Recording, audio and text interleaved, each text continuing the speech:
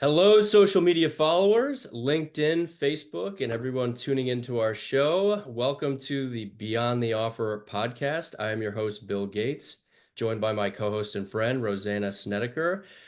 Thank you for tuning in as we tackle the latest trends and challenges in talent acquisition and human resources. We are very excited and welcome to have Steph Brogan as our guest today. Currently, Steph is the founder of Pivotal HR Partners, which is a consulting firm that provides HR and total rewards services to its clients. Steph has led total rewards and HR at companies like Campbell Soup, Morton Salt, Revantage, which is a Blackstone company. And Steph is an extremely smart, creative, driven HR leader, and we are thrilled to have you on the podcast. Steph, welcome to Beyond the Offer. Thanks, Bill and Rosanna, for having me. I'm excited to be here. Absolutely, absolutely. Well, Steph, tell us a little bit more about your background, how you got into HR and total rewards coming out of Penn State with your undergrad, which was, I think you were specializing in what, marketing and insurance coming out of Penn State? Yeah, the insurance part, everybody kind of asks why. Being in the business school, like any major, you have to take electives. And pragmatically, I took an insurance class as an elective because I thought after college, it's something that I would need to know personally. So to maximize my tuition dollars, I figured may as well learn about it. And then was just very intrigued and then found out that Penn State had a minor. And then that actually landed me into benefits because after college, I worked for an employee benefits brokerage firm. So that's how I got into employee benefits. And then I went on to in-house onto the employer side of things. And then from there, got into compensation, HR operations. At one point when I was at Revantage, I managed payroll. So that's where I started. And then when I was at Campbell Soup, I went to grad school at night and got my master's in HR. Wow. Wow. Yeah. That's not normal. Psychology and there's other things you usually typically see with people in undergrads getting into HR, but insurance and marketing usually isn't traditional for what we typically see. Yeah, but smart to learn the benefits space right out of college. I Absolutely. feel like so many people are so confused with benefits, even decades out of school. So smart move on your young 20-something part. Yeah, and it was actually a great introduction too, because we worked with small and large clients, but I had to, at an early stage in my career, had to present to CEOs and CFOs. So Wow. one of the first things I learned is you have to learn the business. Yeah. And I think that was so crucial in my HR career because I think the best HR leaders really know the business and you understand the financials, and that makes you a better partner. So, and from a comp and ben perspective, one thing you have to know is the financials and have to be able to present that to your CFO. So I was very fortunate that was what started my career in HR. Yeah. Well, and like we said, you've worked at big companies, Campbell Soup, Morton Salt, but you started your own HR services company called Pivotal HR Partners. Would love to learn more. What led you to starting your own company? And we'd love just to hear kind of the services that you do provide to clients currently. Yeah, so I was with a health tech startup called Vault Health. We did COVID testing and we had an exit. We obviously, because COVID, people, were able to live with it. So we had wound down that part of the business and then divested to other parts of the business. So I consulted with them after my full-time employment to help them wind down the business. And then I was deciding what I wanted to do next. And my former CHRO at Volt was with a new company, and he called me up and said, "Hey, could you do some sales comp work for me?"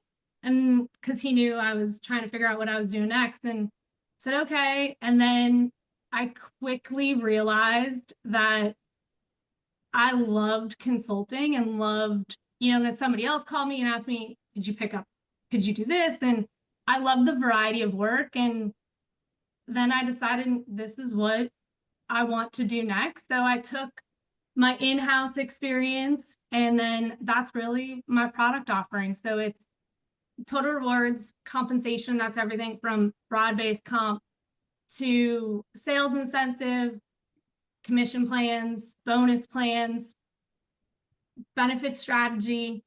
I also do interim work. So whether you need an interim total rewards leader, and then HR operations. So being able to go in, assess the client's operations, look at how could we do things more efficiently? Could we implement any sort of technology to make it more efficient? And then also M&A work. I have a specialized background in mergers and acquisitions. So helping with due diligence and integration.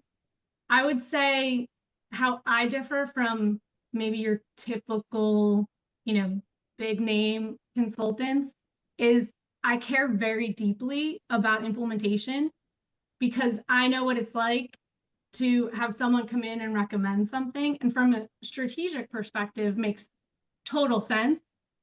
But then can you actually implement it, and can your team move it forward?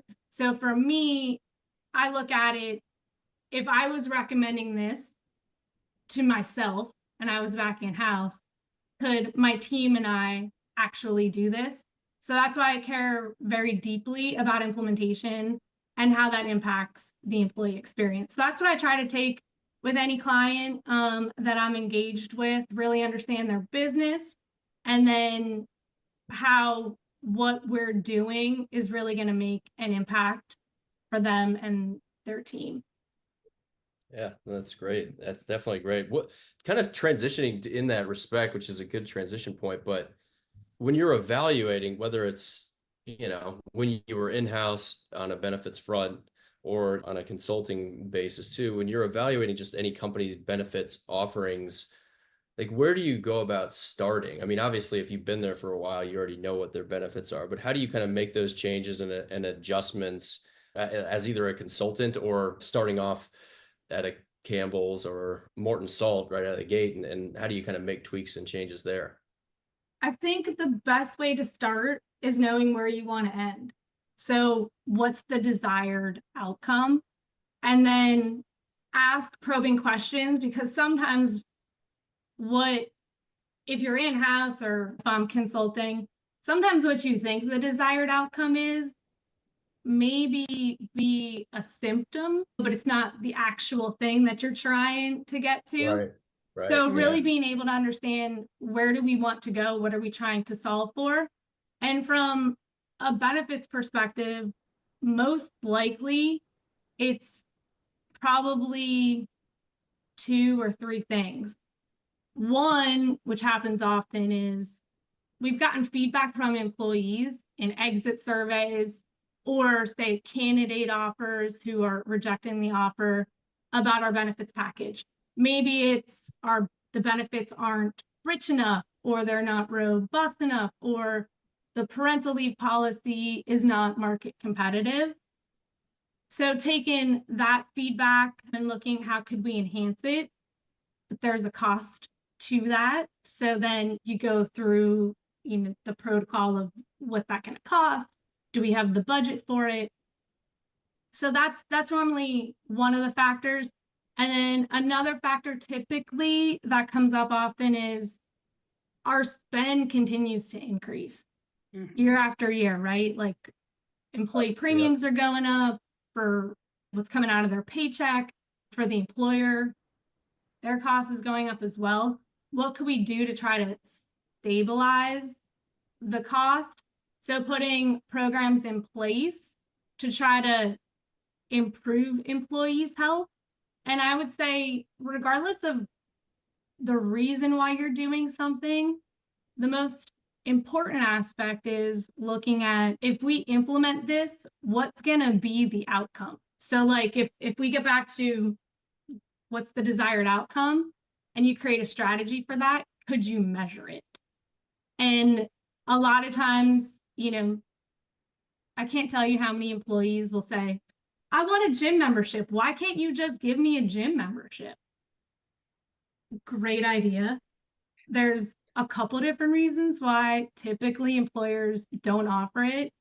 And I would say probably the first one is you can't really measure it. So, you're putting forth, say it's $100, $200 per employee per month, but there's really no way to measure what that is doing to change your benefit cost. So I think oftentimes we talk to employees in the sense of we communicate to them from the perspective of, well, this is a benefit. And sometimes we need to communicate to them in the way how it relates to the business, right? So like, for example, if you're, I don't know, in accounting, right? And you're rolling out a new AP system. Well, is that going to reduce your turnaround time to, for payment? Maybe. And if so, what does that translate to? Like every initiative in every department probably has some metric assigned to it. And oftentimes, if you would explain that to somebody, they're going to say, oh, okay, I get that. But we never do that from a benefit perspective. So I think oftentimes when people ask like, oh, I want this benefit, why aren't you giving it to me?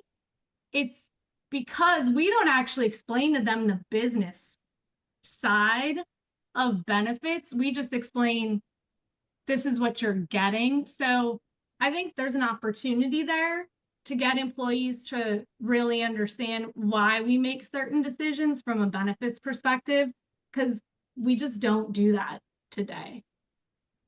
Yeah. Yeah. That's a great point. Tough part to do because you're balancing obviously the financial aspects with what you're offering, of course, employees, right? So, those are the two levers you're pulling. But I guess in a hypothetical situation, I wanted to ask, let's say hypothetically, your gym membership piece, right? Let's say you do the employment engagement survey and I don't know, 70% of people come back to you and say, or you ask the question in the employment engagement survey and said, hey, what's missing from the benefits? And hypothetically, 70% come back, say, hey, I want a gym membership. Like in that case or that hypothetical, what do you do? Like obviously you're working with leadership and the CFO and things like that. But is that something you would essentially give that, or what would happen in that circumstance? Yeah, definitely an analysis has to be done. So I think having survey data that's your data point to support the proposal. Right. And then if you believe that is going to increase engagement or, Retention. employees' view of the benefits program, the other thing then is like, how do you implement and it probably sounds maybe kind of silly, but if you have employees across the country in cities and maybe a bit more like remote locations, you can't get one gym membership that everybody, like Planet Fitness, right? Not everybody's going to have a Planet Fitness. So you have to do something like ClassPass. But that's the other thing is when it comes down to actually the mechanics of it, could you implement something that everybody has access to? And for the gym membership, that's actually couldn't you figure out like what like a general membership is going to cost, and you can basically give them, I don't know, maybe not in their paycheck directly, but they can use some sort of, I'm not sure, I'm not as familiar with this hypothetical situation, but give them say $75 a month or whatever it is per employee, or I don't know. Is that kind of maybe, because you're right, like not to mention if you have Planet Fitness in LA versus a small town St. Louis or something like that, it's going to cost different. Yeah, and you can, but then how do you know? So then it gets into measure it, administration and reimbursing it. And if you just gave it to everybody, then most likely someone probably, like your CHRO, your CFO is going to say, we spent this much money on this benefit. What impact did it make? you can't measure it, so it gets back to being able to measure, having like a KPI on your benefit programs. But again, that's not something that we never talk to employees about that, right? So from their perspective, they still don't understand, like, hey, I've asked for this and you didn't give it to me. So I think it gets back to being able to communicate better to them, and let's put together a program that we think is what people want. But then we also have a fiduciary responsibility to spend those benefit dollars wisely. And part of that is being able to measure it. Makes a lot of sense. I mean, yeah, it just shows how complicated it truly is. Well, and like we said earlier, a lot of folks don't fully understand benefits and can find them extremely just challenging to kind of navigate this time of the year with open enrollment, making changes and whatnot. What are some of the changes over even the past, 10 to 20 years that you've seen in benefit offerings for some of the companies that you've supported that maybe didn't exist or that are just newer to the market over the past few decades? Outside of the cost just completely going up, Yeah. a significant amount during that 10 to 15 or 20-year mark, obviously. Yeah, interestingly enough, we're not recreating the wheel, right? Like, you can only get so creative with benefits, right? You have medical, dental, vision, life, disability, pet insurance, stuff like that.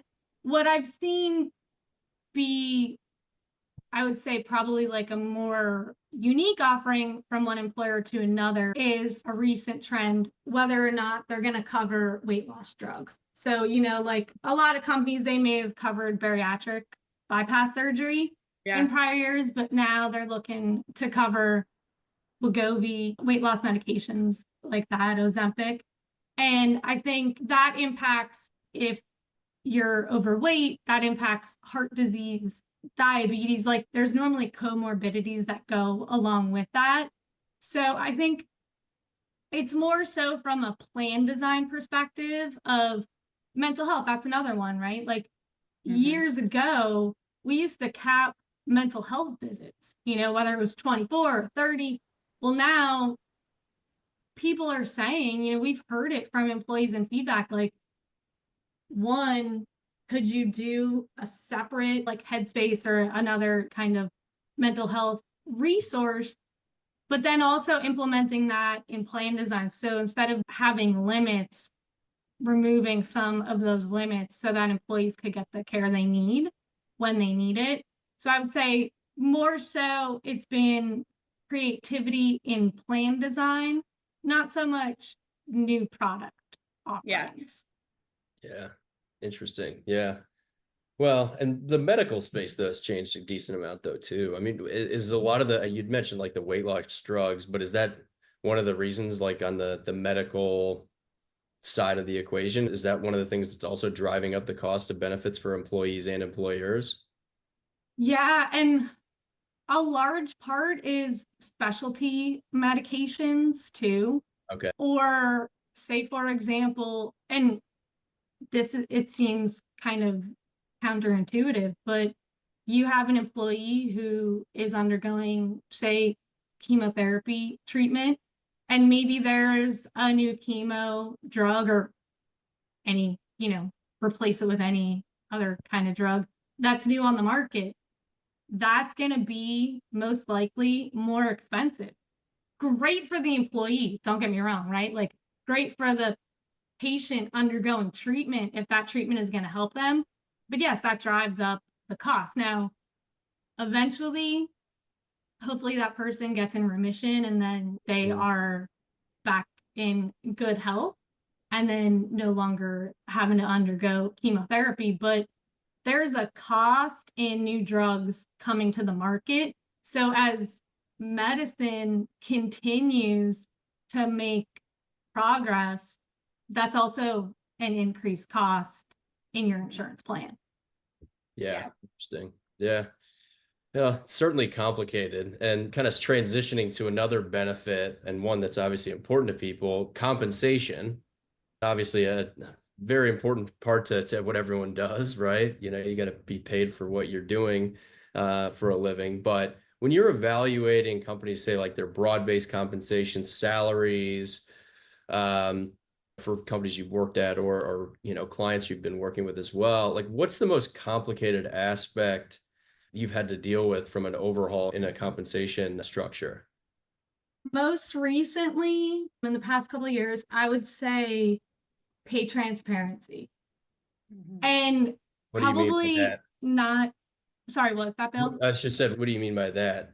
Pay transparency. I mean, everyone obviously knows what they're getting paid, but themselves, but are you talking about other employees also knowing what everyone else makes? Yeah. So Oh, interesting. in many states and cities, they have or are enacting pay transparency laws, which requires employers to post in the job posting Okay. the salary range for the role. And so like Illinois is going to become effective in 2025. Minnesota's another one. California, New York already have pay transparency in place. But what that means from a perspective, and I've done this analysis when I was in-house, when you're looking at internal equity, the analysis is easy, right? Like, okay, this is the level, of each person. This is where they are within the range. That's the easy part. The hard part is finding the money to get them to where they should be. So when you have to comply with pay transparency laws, right? And I'm actually a big proponent of pay transparency for other reasons, which we could get into. But in order to comply with it, you have to post the range in the job posting. Someone who is in the exact same job, say you're posting, for example, an engineer, a software engineer, exact same job, they're going to look at that job posting, and employees do this, and they're going to say, I'm below that range. And they will call you up and say, Steph, I don't understand. You posted this role for this range, and I'm below that range. Why? I deserve an increase. So complying with pay transparency, sure, yeah, it's easy to post the range and the posting. But did you look to see what your current employees are at and where they are in comparison to anyone you're going to bring in? And for many companies, that's the challenge. It's not that they don't want to pay people appropriately. It's to get everybody from an equitable perspective in line. There's a cost to that, and they most likely don't have the funds for it. So that is like I said, the analysis is the easy part. There's only, say you're doing your annual merit cycle, right? You could use those funds from the merit cycle to give adjustments. Most likely you're going to eat up your entire merit budget in those adjustments and then have nothing left to actually give a merit increase to any employee. Yeah. Gotcha. Well, now there's the layer of like with companies being remote and having people in different locations, the COLA adjustment based off cost of living. So there's a lot of layers to that too. Yeah. And it gets back to what's your comp philosophy? I've worked for 100% remote company, and our philosophy was it doesn't matter where you are. We're just paying everybody, we're not doing a geo differential based on what your location is. We're just going to pay everybody at the same level. So if you live in Idaho, if you live in California, if you live in Chicago, it doesn't matter. We're not going to change your pay based on your location. And then I've worked for companies in which we offered a geo differential based on their location. But that goes into then what's your workforce planning strategy? Where are you, if you're remote, are you targeting people in a certain area? Because then you are offering a geo differential, and maybe if you're tech and you need to hire people in Silicon Valley, you're going to pay for that. But then maybe another department, say like your accounting team, maybe they could be in a location outside, not Silicon Valley, that may have a lower cost of living, therefore your geo differential would be lower. There's strategy that goes into play with that. Interesting. Yeah, compensation is always a sensitive topic, that's for sure.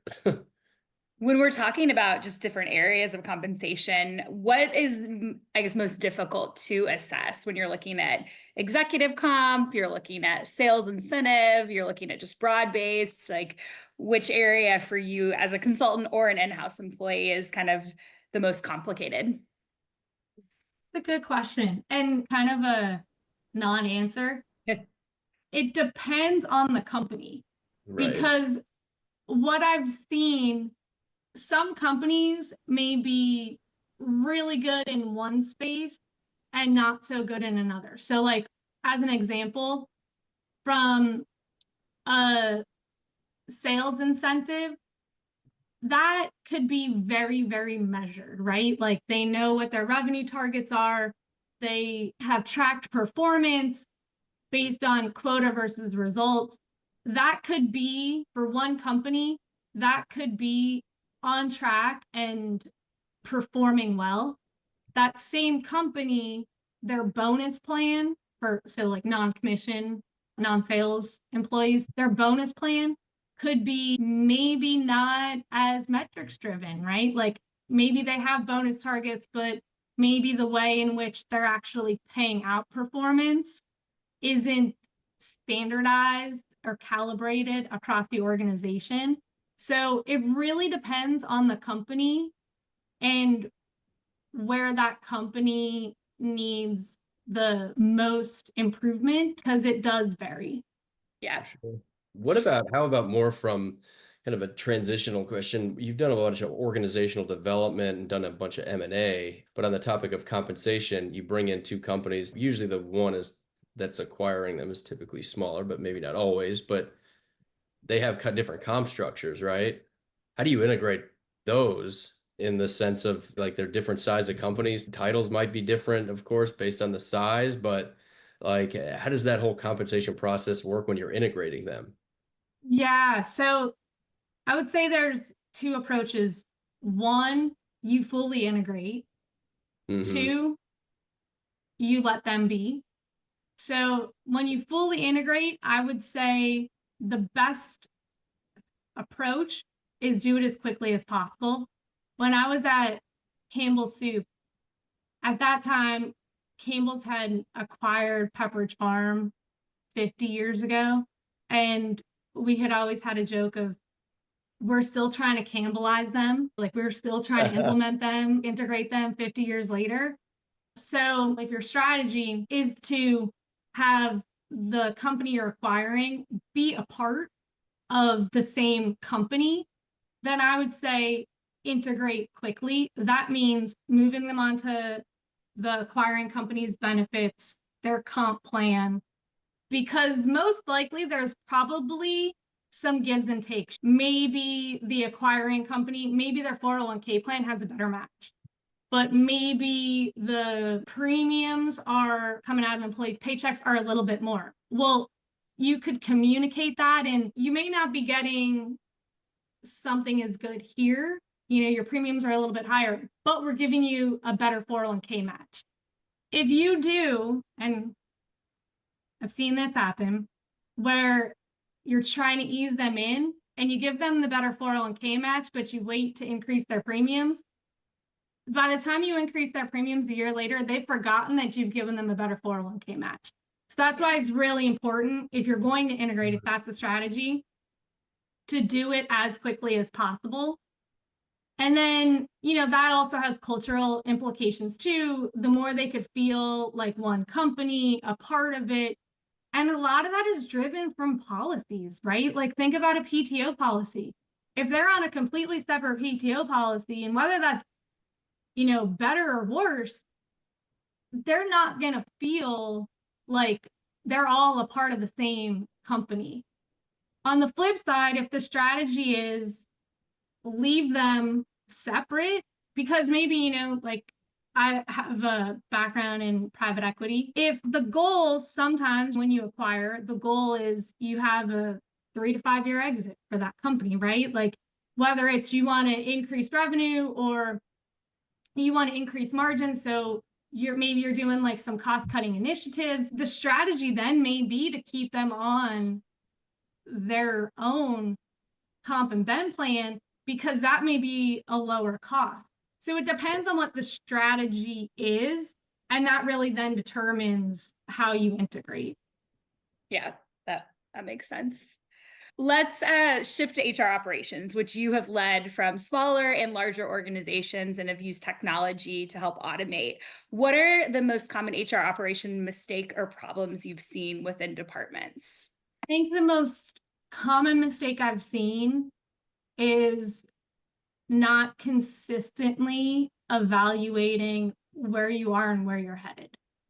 Oftentimes you are so bogged down with putting out fires, or you have your day-to-day stuff, but then you also have a couple projects and you're so used to, I just got to get this off my list. When I was managing teams, I would say, let's take a beat. Let's think about it, take a step back. Like, where are we trying to go? I think that's super important when you're scaling an organization, but it's also just as important for well-established, mature companies, because oftentimes you're just so busy and you keep doing what you've always done and you fail to take a beat and think about, how could we do this better, more efficiently? Oftentimes, I think there's probably, things are changing so quickly, there's most likely a better way to do it. And I think when I was in-house, I know the challenge of really being able to take a step back and do that and think, because you got to think about, okay, how are we going to do this more efficiently? How are we going to do this better? That's one of the things I love working with clients and being able to showcase that to them and provide recommendations that is going to take some manual work away from their team. Let's automate some of it and then let them focus on more strategic objectives. And a lot of that could be done through automation today. And it doesn't even have to be technology that you have to go buy. Like, as an example, if you're a Microsoft shop, Microsoft, their 365 suite has so many great products that the company is already paying for that your HR ops team could utilize. So part of when I am engaged with a client, part of what I do is there something you have in-house that you're just not maximizing today? Is there a way that we could use what you have, but like, you all don't have time to think about it? Let me think about it and let me bring that recommendation to you. And then let me show you how we're going to implement that. And then as your team goes through it, we'll adjust along the way to optimize it for maximum capability. And then I think it's being able to look at companies that have technology, right? Such as you have Workday. Well, Workday is very robust, but Workday is also, you got to fit it into a box, right? So is there something that we could do that has to fit the bill from a Workday perspective, but is there a way that we could make it easier for your team? So just really being able to think, and I think, circling back to Rosanna, the question, what's the most common mistake? The most common mistake is not continuing to optimize and thinking, how could we do things better? A lot of burnout is because employees feel overworked and overburdened. So how do you remove that burden? Oftentimes it's in process. And with technology that you might already have in place, you're just not fully utilizing. So yeah, exactly. Yeah. Kind of going back to the mergers and acquisition piece too, if we can, tell me a little bit more about during an acquisition. What is HR's role mostly like during that acquisition, and what's the most important role before and after it's actually completed? Because obviously there's two different challenges, right? There's the due diligence clearly on the front end that obviously you're handling to make sure that you understand where they sit on not only a benefit side, how they match up, but what are some of the bigger challenges HR is dealing with in particular, and what is their role during that completion process? Yeah, I would say the first challenge is being able to find out what is not in the documents that you have requested. And oftentimes that's probably cultural stuff, that isn't going to be shown, right? So being able to find out culturally, what is that company like? And then how do we integrate them into our culture? So being able to figure that out. And then I would say from an integration perspective, you got to get it right the first time. There is nothing worse than missing the first pay, not getting that first pay right, or not onboarding them correctly. Like, you want them to have a great first impression of you and an employee experience. That may mean that you and your team are going to their location and you're conducting benefit enrollment meetings to educate them about the benefits. I think oftentimes, and I was typically on the acquirer side of things, sometimes there's hesitancy. Not everybody is excited to be acquired. There's some resistance to that, some questioning of what is it going to be like. And no matter what acquisition that I have done, underlying, everyone is afraid of what that means for their job. So you realize that people make some questions that are somewhat a bit jarring. And it's probably because they're really worried about something else. They're going to ask you something about, say, benefits, because that's the opportunity, and they may be really hard. But it's really because they're fearing the unknown of what's going to happen next. So anything that could be done to really, communicate as transparently as possible, I think goes a long way. But getting it right and making sure you onboard them smoothly is, I think, that first impression sets the tone for everything that comes after. Yeah. And if you get it wrong, employees talk, that is going to spread quickly. And yeah, I can only imagine. So for our listeners that are, curious about maybe doing their own consulting, they're in a corporate role, they're in-house, what advice would you give someone who's looking to maybe move into more of a consulting business or to go out on their own? Where would you tell them to start? What advice would you give them just from your experience? Yeah, tap into your network, find somebody who has done it, learn about it. And, I kind of started my consulting journey not really planned. I had years of experience I always tell people, you take a job at certain times for different reasons, you stay in that job for certain times for certain reasons, and you leave a job at certain time for certain reasons. Knowing why you want to do things and why you're making certain moves, I think you need that in order to realize what you want to do next. And if consulting is that route, get information, talk to people who have done it, ask them, what are the challenges? Because it's not all rainbows and sunshine, right? Like, you're also running your own business. Are you prepared for that and everything that comes along with it? So really being able to understand, if you haven't had any exposure to what's it like from running a business from a financials perspective, probably one of the first things that you want to talk to somebody about, because it is very different than being in-house. So I would say tap into your network, find out what went well, what didn't. I had someone when I first started who had reached out to me and said, hey, I see you started your own. Happy to share with you any of my experience. And I can't tell you how beneficial that was and then another person, and then another person. And honestly, too, there's some I wish I would have been bolder and had asked certain questions earlier, because I waited months to find that out, and it would have helped me, like, earlier in my journey.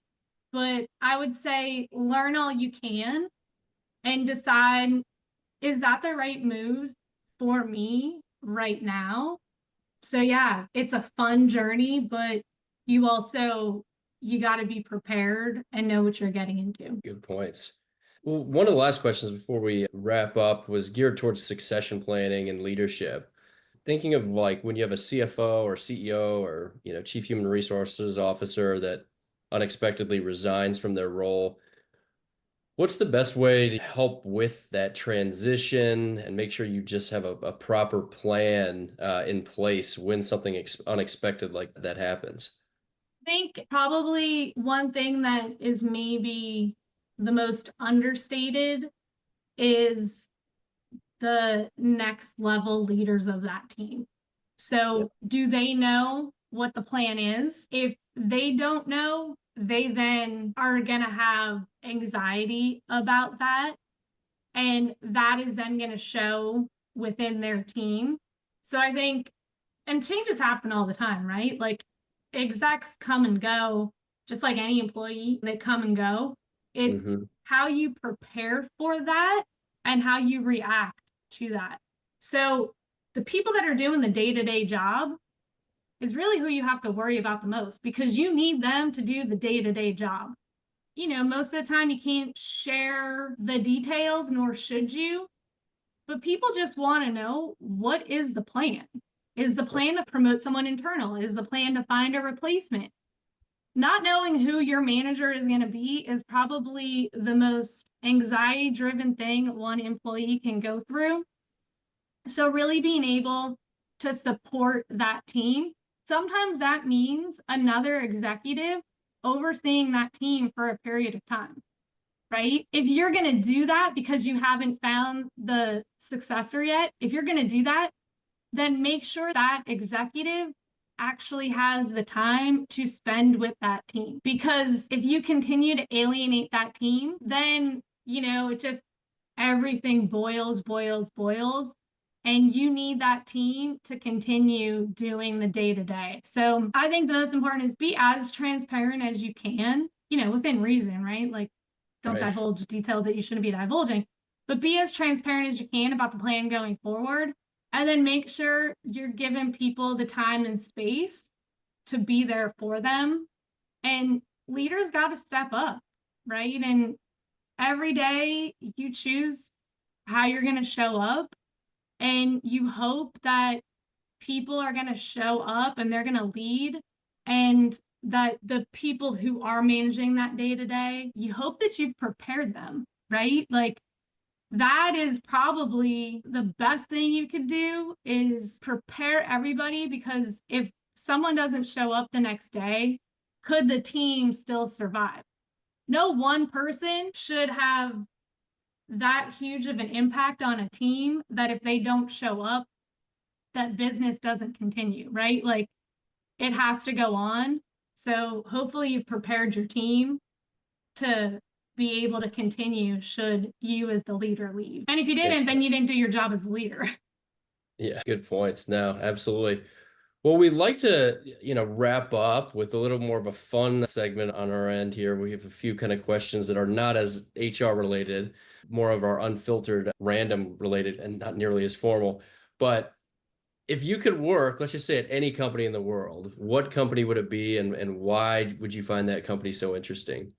I would work for NVIDIA, and not because of their stock price, which is pretty phenomenal, but I would say for them to be so successful and, cutting edge, I would love to know how their HR operations are. Like, is it as efficient as you would think? Is it as innovative as you would think?